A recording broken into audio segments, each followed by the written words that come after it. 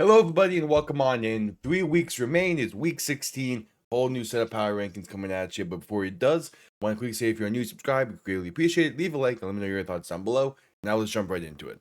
The first honorable mention is the Detroit Lions, and the writing might be on the wall this season for this team. Despite a great effort, it just wasn't enough. Got through the ball well, 338 yards and 3 touchdowns. The ground game was not utilized at all in this game. Really, 20 carries and only 70 yards. Aiden Hutchinson picked off Stafford once, but after that, they really struggled against this Rams offense, giving them 368 yards through the air and 159 yards on the ground. They had 3-3 announced to begin the second half, which really let things get away from them in this game until it was too little too late. And it feels like some pieces are missing from this team. Most of it is injuries in the secondary that they've been dealing with. But even offensively, they haven't been able to find their consistency this season the same way that they have in years past. So another loss. The playoff hopes are dwindling. They come in as an honorable mention. The second honorable mention is the San Francisco 49ers. And the 49ers have been a confusing team to me this entire season. Even with that, they said at 10-4, a very solid win against the Titans last week. Purdy threw for just under 300 yards and 3 touchdowns. Christian McCaffrey ran for 73 yards and a touchdown as well. They gave up 100 yards to Tony Pollard, 2 touchdowns to Cam Ward. There's again a weird team that the Niners are this season due to the injuries they have sustained. They did enough to get a 13-point win against the Titans. They're still in contention for the NFC West, and seemingly no one is really giving them the time of day, including myself. It's mainly just because no one, I feel like, really knows what this team's going to look like any given week. But even with that, they're still sitting pretty comfortably in the NFC West and in the playoff picture. So the 49ers come in as the second honorable mention. The final honorable mention is the Philadelphia Eagles. After 3 straight losses, the Eagles get a very nice win against the Raiders, but it was against the Raiders. They shut them out, held Kenny Pickett to 64 yards, picked them off once. The ground game continues to be a solid unit defensively in Philly. They held the Raiders' run game to 46 yards, but this is a nothing new performance for a team going against the Raiders' offense, so bit of a grain of salt. Same goes for the Eagles' offensive performance. Hurts threw for 175 yards and 3 touchdowns. 2 of them went to Dallas Goedert. Saquon Barkley had a solid game, 78 yards and a touchdown. It was a nice chance for the Eagles to get right, and they seemingly did. It's just, can they continue this? And even into the playoffs, can they continue this? Because it is against the Raiders, and teams have the entire season have pretty much been able to handle the Raiders, so we'll see. So because of it, they sit at the final honorable mention. Number 10 is the Chicago Bears. Dominant win against the Browns, but that doesn't really come at much of a surprise. What did shock a little was some of the throws that Caleb Williams was able to make in this game. At the end of the day, with 242 yards and 2 touchdowns, both of them going to DJ Moore, and he just all around played great. The ground game got back on track as well, gaining 142 yards. DeAndre Swift had 2 touchdowns in this one. The defense also played great, held the Browns to 50 yards on the ground while picking off Shedeur Sanders 3 times. They kept Cleveland out of the end zone, held them to 9 total first downs, outgained them by 270 yards on the day. It was a great bounce back win. They reclaimed the top spot in the NFC North with a very big matchup coming on Saturday. That's going to be a great one to watch. For now, the Bears come in at number 10. Number 9 is the Jacksonville Jaguars. A dominant showing from the Jaguars against the Jets as they put belt to ass in that game. Trevor Lawrence had a fantastic showing, throwing for 330 yards and 5 touchdowns in this one. Plus, he led the team in rushing with 51 yards and a touchdown as well. Travis Etienne had himself a really solid game in this, 105 yards from scrimmage and 3 touchdowns. Defense dominated as well, holding Brady Cook in his first start to 176 yards while picking him off 3 times and holding the Jets' ground game to 4.1 yards per carry. This was a great showing against a team that they are leagues better than, so I'm not too surprised by the outcome. This final stretch of games for the Jaguars, in order to win the AFC South, is going to be tough. They have to go on the road the next 2 games. It's going to be a very, very good test for them. I'm excited to see how they look on the other side of it.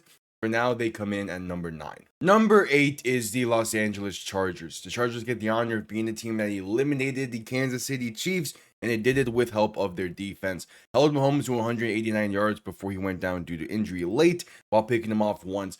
Then, when Minshew came in the game for relief, they got the game-sealing interception off of him. They held the Chiefs' ground game to 49 yards and 2.3 yards per carry in this one. They really forced the Chiefs to move the ball through the air. Herbert threw for 210 yards and a touchdown. The touchdown to end the first half was a great touchdown pass. The ground game provided 94 yards and 3.2 yards per carry. It wasn't a great showing, but it was just another really solid showing, especially from this Chargers defense that has been a really solid unit the entire season.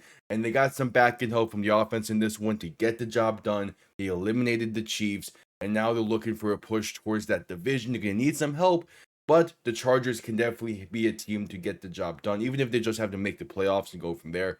This Chargers team feels like a really solid team. We'll see when the playoffs roll around. For now, they come in at number 8. Number 7 is the Green Bay Packers. And for the majority of this game, it felt like the Packers were playing well and they were keeping ahead and keeping pace with the Broncos in this one. They forced a fumble on the opening drive of the game, multiple turnover on downs late to give the offense a chance to tie the game. But the inability to finish some of those drives is what cost them a 6-0 lead early because they couldn't finish 2 drives. Eventually, Denver would score and have the lead from there. Denver, the final 3 drives of this game for the Packers were an interception and 2 turnover on downs. Jordan Love played fine in this one. The first interception was a waste opportunity. It came after the Packers scored on the opening drive of the second half, and then the defense forced a 3 and out. Love threw an interception on the first play after that. So big shift of momentum because of that. It led to the Broncos storming ahead of this in this one. Josh Jacobs played fine. 3 receivers had 50 plus yards. But the main story is Micah Parsons tearing his ACL. That's a massive blow to this defense. And it does cause some concerns down the stretch. Enough concerns to where I'm going to put the Packers at number 7 for this week. Number 6 is the New England Patriots. And eventually the Patriots were going to lose again. But for it to come like this is a bit of a mixed bag. The Patriots are one of the better teams in the first half by point differential this season, and it showed, getting up to an early 24-7 lead at the half. But then the second half rolled around, and they're going against the best second half team in the league in the Bills, and you can really tell that was the case. They stalled out offensively, made through for 155 yards, and had an interception in this one. Trevion Henderson had a great game, running for 148 yards and 2 touchdowns, including a 65-yard touchdown on only 14 carries. Probably should have used him a bit more in this one, but they only had a single scoring drive in the second half. The defense gave up 5 straight touchdowns and led in the lead to Buffalo. It was just an all-around second half performance that you want to forget about. And if you can really latch on to the first half greatness that the Patriots are and can drag that into the second half, the Patriots are a team that can be a really, really good team in the playoffs. But unless those second half woes kind of get figured out a little bit, it's going to be a very, very interesting playoff. So the Patriots come in at number 6. Number 5 is the Houston Texans. The Texans had another great performance in this one. The box score doesn't really tell the full story. Beginning with the side that the box score does tell, Texans offense had a great game. DJ Stroud threw for 260 yards and 3 touchdowns. The ground game had 143 yards combined in this one. It was an offensive performance I've been waiting for from the Texans since CJ Stroud returned. They started off on the right foot. Nico Collins had a 50-plus yard touchdown on the opening drive. Plus, they forced a fumble on the ensuing kickoff. Meanwhile, the defense, and yes, they gave up 249 yards and 3 touchdowns to Jacoby Brissett. They also picked him off once in this game. But that's been the case for pretty much every team that Arizona has played since Brissett became the starter. And it's because Arizona, since Brissett became the starter, has been averaging about 43 pass attempts a game and very minimal amount of run attempts. In this one, the Texans went against 40 pass attempts compared to 21 carries. They played the ground well and even played Brissett pretty well compared to other teams in this past stretch. So I'm not too worried about the Texans defense at all in this case. They come in at number 5. Number 4 is the Denver Broncos. That was a great win for Denver. They played a good all-around game in this one to clinch a playoff spot. Bo Nix had one of his better games of the season. He had just over 200 yards and 4 touchdowns. Made some incredible throws in this one. The touchdowns to Jordan Humphrey and Troy Franklin were great throws. This was the performance I feel like some people have been waiting for out of Bo Nix. RJ Harvey ran the ball fine, 65 yards and a touchdown in this one. The defense played well, also picking off Jordan Love twice, holding them to multiple turnover rundowns late. I've gained some confidence in Denver after this performance. It was a really impressive game to watch for Bo Nix, as well as this defense. They just need to keep it up. They've been doing it pretty much his entire 11-game win streak. They've been on a very nice run. And the Broncos are very, very close to clinching the AFC West title. So they come in at number 4. Number 3 is the Seattle Seahawks. And that was an ugly win for Seattle, but a win is a win. and it was pretty ugly, at least offensively. They couldn't finish drives against this Colts defense pretty much at all. Darnold threw for 271 yards. The ground totaled 50 yards, 2.3 yards per carry in this one. It's a very rough showing for the Colts offense. The defense played a large role in getting this win, stalling out multiple Colts drives themselves, also holding Phillip Rivers to 120 yards through the air and getting the game sealing interception late. They played fine against Jonathan Taylor, and all around the defense continues to look very solid for Seattle. But massive props go to Jason Myers. He was automatic in this one, scoring all 18 points for the Seahawks, going 6 for 6, multiple 45-plus yard field goals. All around, he had a fantastic game, but I'm not too worried about this Seahawks offense, at least just yet. The Colts have been a team with a very solid defense the majority of this season, so I'm not too surprised by that. I would have liked to see one of those drives to actually be able to be finished out, but again, a win is a win. They have a short week coming up, going to be a very interesting game.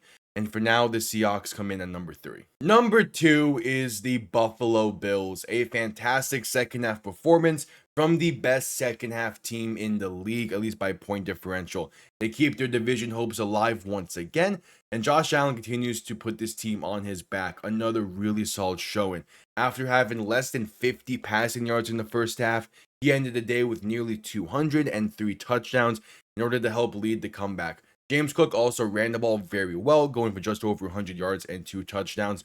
The defense picked off Drake May once and completely shut down the Patriots offense in the second half to also help complete the comeback. It's a great win for the Bills. There's still some questions, definitely. They gave up over 200 yards on the ground once again, but they've won 3 straight.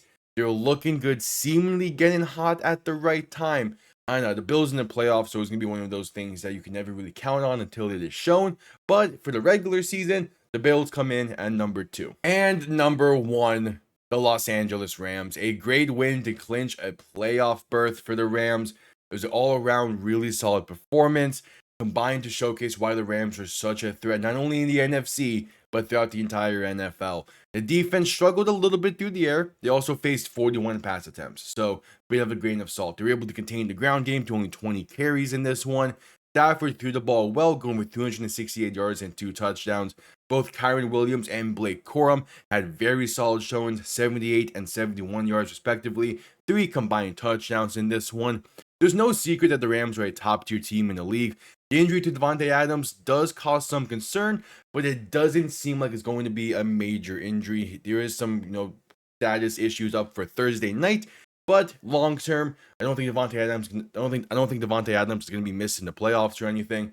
So that is a great sign. This is a Rams team that is hungry. They're looking to get the job done this year. I'm excited to see them the rest of the way. They come in as the top team, number 1 spot in my power ranking. Okay, so there you have it. Quick little rundown. Chicago Bears are at 10, Jacksonville Jaguars at 9, Los Angeles Chargers at 8, Green Bay Packers at 7, the New England Patriots at 6, Houston Texans at 5, Denver Broncos at 4, the Seattle Seahawks are at 3, Buffalo Bills at 2, and the Los Angeles Rams round things out at number 1. I appreciate everyone tuning in. I'll see you all next time. Have yourselves a damn good one.